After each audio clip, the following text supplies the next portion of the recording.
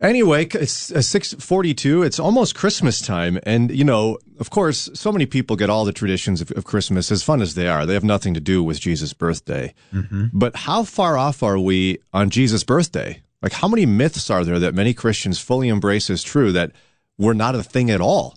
Well, we're going to talk in just a moment about that with our friend, Pastor Tim Armstrong. He's pastor of the chapel in Akron, also host of The Worthy Walk, heard Sunday mornings here on Moody Radio Cleveland. Stick around. We're going to hear about those myths coming up. We're pleased to bring back on the show a good friend of ours, Pastor Tim Armstrong, is pastor of the chapel in Akron. Also, you'll hear his teaching every Sunday at noon right here on Moody Radio Cleveland. Thanks for coming back on the show, Pastor. Good morning. Good morning, Kathleen. Good morning. Thanks for being with us. Yeah, my pleasure. All right, so it's Christmas time, and, you know, there's lots of Christians who love going over the Christmas story and kind of anecdotally telling people about what it was like for Mary and Joseph. But I'm afraid that we've kind of messed up a lot of that. I mean, are there a lot of myths that we fall victim to? Well, there's definitely a few that have kind of made its way into, especially American culture.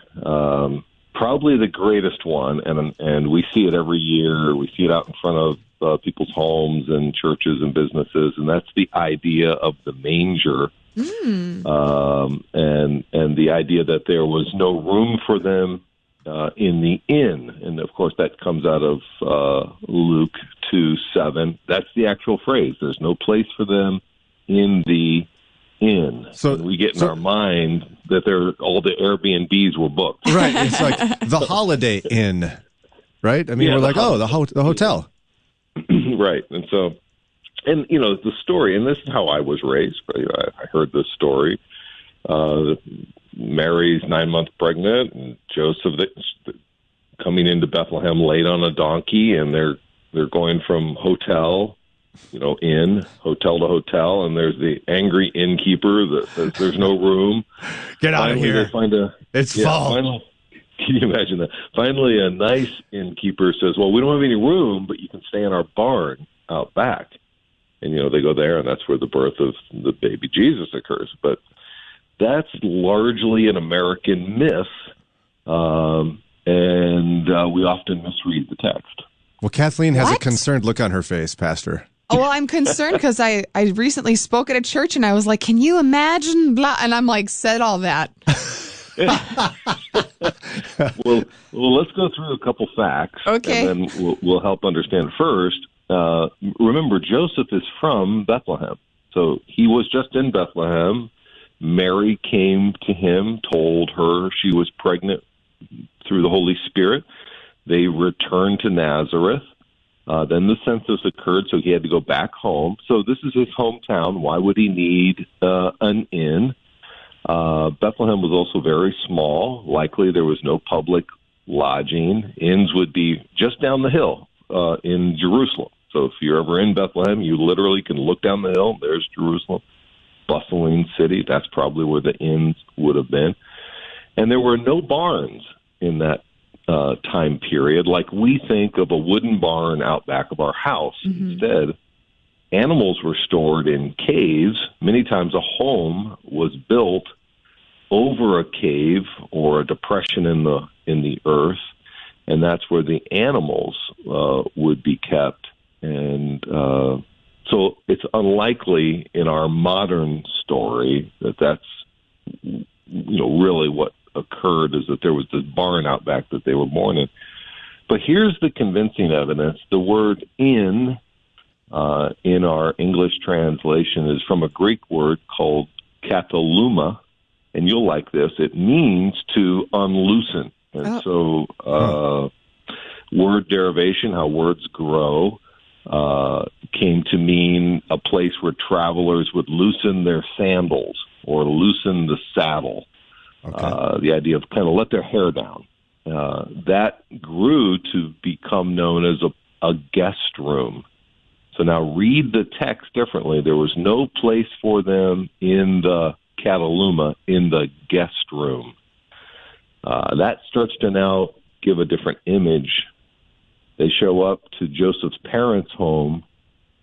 The home is filled with relatives coming in for the census. No room in the guest room. And so what do Joseph's parents do? They clean out that area below the home, the cave where they would have kept the animals, so that Mary could have her privacy, and there she could birth the child. And actually, in Christianity, if you visit Israel, you go to the Church of the Nativity, and it's a cave. You go down into a cave. And so that fits more the prototype of the scriptures. Yeah, and when you bring up, Joseph's parents and that idea of family, I mean, most women would not want to give birth in front of all of their relatives.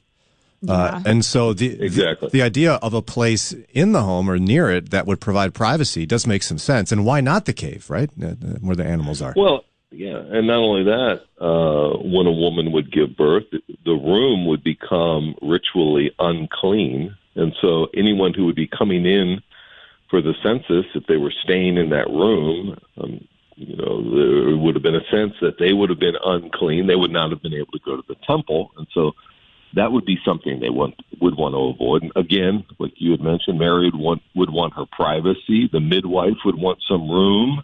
And so put all this together, and you somewhat destroy the American ideal of a barn and a manger. Sorry about that, Kathleen. No, it's okay. I'm learning.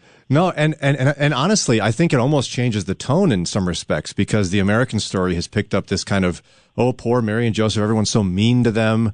There's no space for them, or else they're just horribly tardy and they've just missed it. They have made no plans.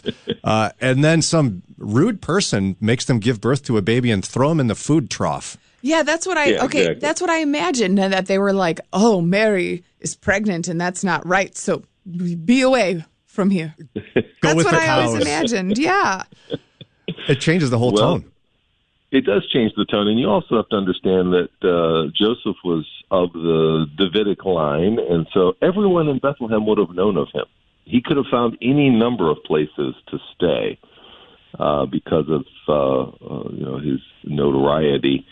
And so there's an Eastern sense to the story that we really need to understand, so that we can remove the American myth. And like I said, that's just one myth of our story.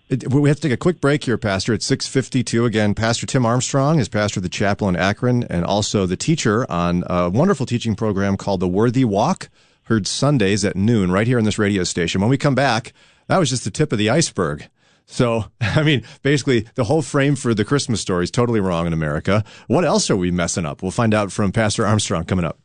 Moody Radio Cleveland is a listener-supported ministry of Moody Bible Institute, and we'd like to express our thanks to Keim Lumber of Charm for their financial support.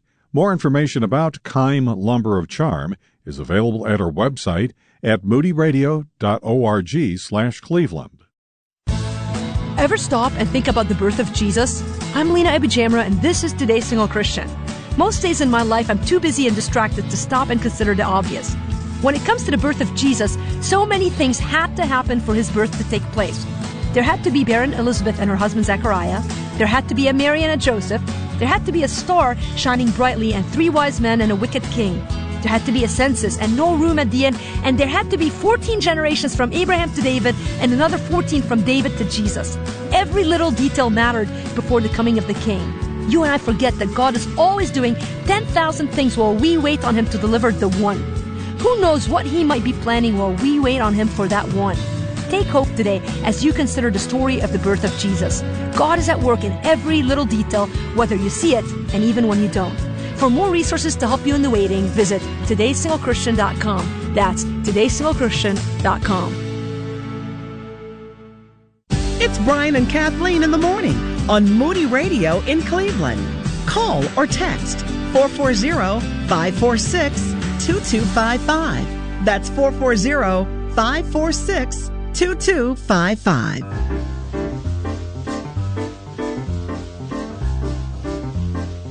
$6.54. Well, we're less than a week away from Christmas. How many families are going to get together and read Luke 2 before the kids open the presents, as the kids tap their feet waiting for you to read faster? But how much of the story are we going to get right? Pastor Tim Armstrong's with us. He's pastor of the chapel in Akron, also host of The Worthy Walk. It's a great teaching program heard every Sunday at noon here on Moody Radio Cleveland. All right, Pastor. What are some more myths that we have, at least in American Christianity, tied to the Christmas story? Yeah, sure. So another myth that often rises out of this, and this often comes from those who are a little bit more acquainted with the story, and that's as the story moves into the angel appearing to the shepherds out in the field. Remember, they were keeping watch over their flock by night. Yeah. I've heard a number of times that shepherds in those days were on the lowest rung of the social ladder. They were not trusted, shifty, uneducated, those type marginalized people. Yeah. But that also is a myth. These were no ordinary shepherds who were out in the field keeping watch. They were temple shepherds, raising temple sheep, highly trained people who generation after generation had received knowledge from their forefathers of raising the Passover lambs for Passover. And they were trained really with a very important duty. Every spring during the lambing season, the ewes were brought to a place called the Migdal Eder. It was a birthing tower. Actually, you can read about it in Micah 4:8, called the Tower of the Flock. And remember, Brian and Kathleen, what was the lamb to be like that was sacrificed during Passover? It was to be perfect and clean. That's right, unblemished, no spot. I got that right. Yeah. So to keep the lambs from damaging themselves, after the lambs were birthed, these shepherds, highly trained shepherds, what would they do? They would wrap these little lambs in swaddling cloth. And so when you read the story that in the same region there were shepherds out in the field keeping watch over their flock, the angel appears to them, and what does the angel say? You're going to find a baby wrapped in swaddling cloth, lying in a manger. Actually, the word manger has the idea of that birthing place. And so what we have is some highly trained shepherds doing some very important work. And let me just throw one more twist. Shepherds would not spend the night out watching their flocks. They would actually herd them into a cave-type area, or again, a depression in the ground, make a makeshift type of fence, and then they would lay in the opening of that fenced area the sheep gate. Jesus speaks of himself being that door. They would lay there to keep the sheep from going out. But these shepherds were different. Rabbinical law required that the Passover sheep stay outdoors for one full year, and the shepherds had to live outdoor with them. And so what were these shepherds doing? They were out in the field, keeping watch over their flock by night. Another clue that these were no ordinary shepherds. And they would have probably gotten it. I mean, it's not just like, we're not very smart. Oh, cool, a baby. They would get the significance of the message from the angel, it sounds like. Yes, that's exactly right. When they heard where the baby was going to be born, in a manger, they understood that terminology. Swaddling cloth, they would understand that. They were swaddling the Passover lambs. And who does the Lord send the angels to? Those who had been preparing for generations the Passover lamb, as if to say, there's one more lamb I want you to see. This is the perfect one, in a manger, swaddled. He will go and he will be our Passover, our final Passover lamb. And so you put that together and the story becomes beautiful. So, Pastor, I've got two conclusions in my head. Number one, I got it all wrong. And number two, the real version's better. Yeah. Yeah, absolutely. It always is. Yeah, and it's true. The real version is better. That's right. And I'm so grateful that you told that story to us so we can all get a better picture of this and why it's so significant. And I know we just scratched the surface because there's still, we don't have time to get to it because we got to run here, but there's still the whole dilemma of we three kings of Orient are. They're not from the Orient, they're not kings, and there probably weren't three. I mean, we're messing up the whole thing here. So, but hey, you should do a radio show. You're a great teacher. Oh, wait, you have one. Sundays at noon, The Worthy Walk. How can folks find out more about the show and about your teaching on Sunday mornings, my friend? Right. The best way is the web, theworthywalk.com. You can follow us on Twitter at theworthywalk. And, of course, if you're interested in the chapel, we have a very interesting website. It's called thechapel.life, and you can find out all about our church. All right, thechapel.life, or worst case, just come to us, brianandkathleen.org. We are so grateful for your insights and expertise and your extra time on the show, Pastor. We look forward to having you back again soon, my friend. My pleasure. Merry Christmas to both of you. You too, brother.